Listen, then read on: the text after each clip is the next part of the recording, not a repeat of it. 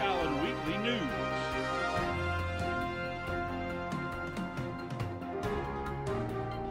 With Issa Var.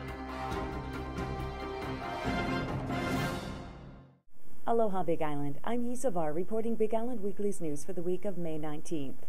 The gate closure by the private landowners that allows beach access to Old Papaikou Mill Beach stirred the hornet's nest. When Charlene Prickett closed the gate to her private property in March, a number of people jumped the fence and were arrested for criminal trespassing.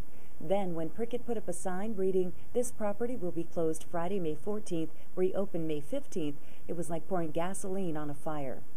Prickett said of the periodic gate closures, "This was our year to try and educate people. The behavior has gotten worse and worse." Regular beachgoers became exasperated with the woman they say is mean and rude with too many rules and conditions for a trail they believe they are entitled to traverse. They staged a protest in Papaikou on Friday, May 15th. About 30 people spent hours along the roadside with signs made out of poster board, cardboard, bodyboards, and surfboards. And what is your hope for today? Our hope today is to let the public know that we want a public beach access tours to the mill, like down all the way to the beach, not a private access where we have to come into conflicts with her, because there's been too many conflicts. And there's a lot of people here that had incidents with her and then are not happy, and there's this row of residents as well, because she controls the road, so she does come up to people's door knocking on it saying, you know, you gotta move your car, this and that, or we're gonna tow it. So what we want is to have a public easement throughout her property to down to the beach. That way we don't have to bother her, there's no conflicts, and that's our main goal here today. Sean, what do you feel like is the main issue here? I think that she should just let people go down, and some of the things are ridiculous that she's saying not to come onto the property, like strollers and coolers. It's sad, like kids can't come down there, that means. And well, if you get tired down there, heat stroke or something with no water cooler, yeah. I mean, really. What do you think is the resolution to this? I think that if we do this, hopefully she'll understand a bit more how much we care about this beach. The key is that she not feel threatened or intimidated, and for us to actually help her maintain the trail and to clean up after ourselves. And I think people have a kind of a false sense of entitlement because that trail didn't exist, 15 years ago. That she put it in as a gesture and kind of as accommodation to the community.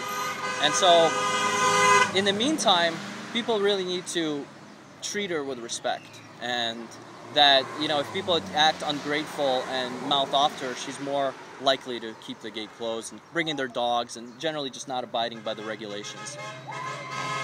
And so she's been keeping the gate pretty much open every day for many years now because she's interested in the public using it.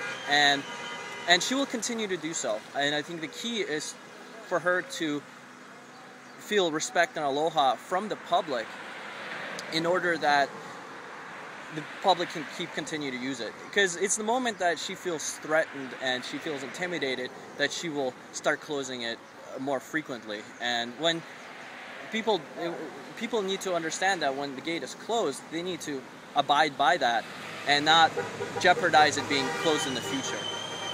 And so I think the key is to really show her that we care about the beach, and that's why we're putting together a beach cleanup crew that will be doing beach cleanups on a monthly basis. How long have you been going to the beach? Since I was small.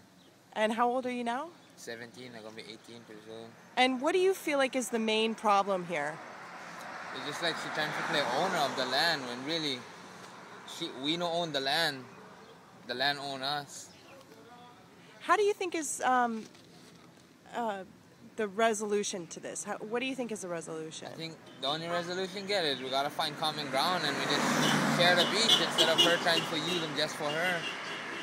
Are you willing to sit down at the table and work out some kind of compromise? Sure, whatever gotta do to save the meal.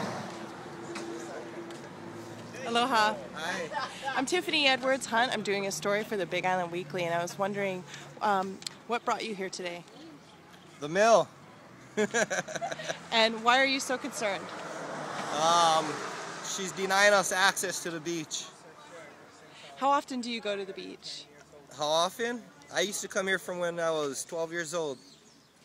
So that's 20 years. Is this the first time that that's happened for you guys? No, only this one lady. She's the only one giving us the problem. And how are you hoping that this gets resolved? They just give us access to the beach without a lock and key. Anna Liu, one of the organizers of the protest, expects to meet with Hamakua Councilman Dominic Yagong on Tuesday, May 18th. She said there have been too many conflicts with her, referring to Prickett. She said the public needs to be assured that the trail and the street leading to the trail are public. Big Island Weekly editor Jed Stockton wrote his weekly column about the beach access issue and urged both sides to come together and ask the county to build a suitable access to the beach that would allow handicapped islanders to enjoy the surf as well. Read about this controversy in this week's Big Island Weekly. Kealoha Pisciota, former telescope technician and head of Mauna Kea Anaina Ho, one of the organizations suing the state over its handling of Mauna Kea's summit, said her organization submitted a proposal almost 10 years ago that suggested that the telescopes collectively pay $50 million. If they had been paying that for the last 10 years, it would have amounted to more than half of the state budget. Pisciota, a native Hawaiian, believes the telescopes could easily pay the state that amount of money each year, given their budgets and the value of viewing time on the massive instruments. She believes the state's current arrangement, under which the University of Hawaii rents the summit area from the state for the annual sum of $1, is illegal under state law.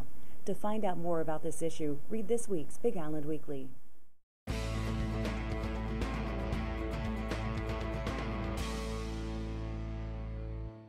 Platform to water in only 3 seconds, both body and mind under extreme pressure, an enthusiastic crowd, and pure beauty, the 2010 Red Bull Cliff Diving World Series will be the ultimate challenge for 12 of the world's top athletes.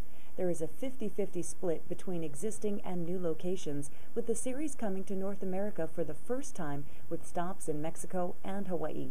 Starting on May 15th in France, the series will take a leap over the Atlantic to Mexico and come back to Europe for competitions in Norway, Italy, and Switzerland before reaching the land of the sport's roots, Hilo, for the grand finale on September 12th. To find out more about this exciting event, check out Big Island Weekly.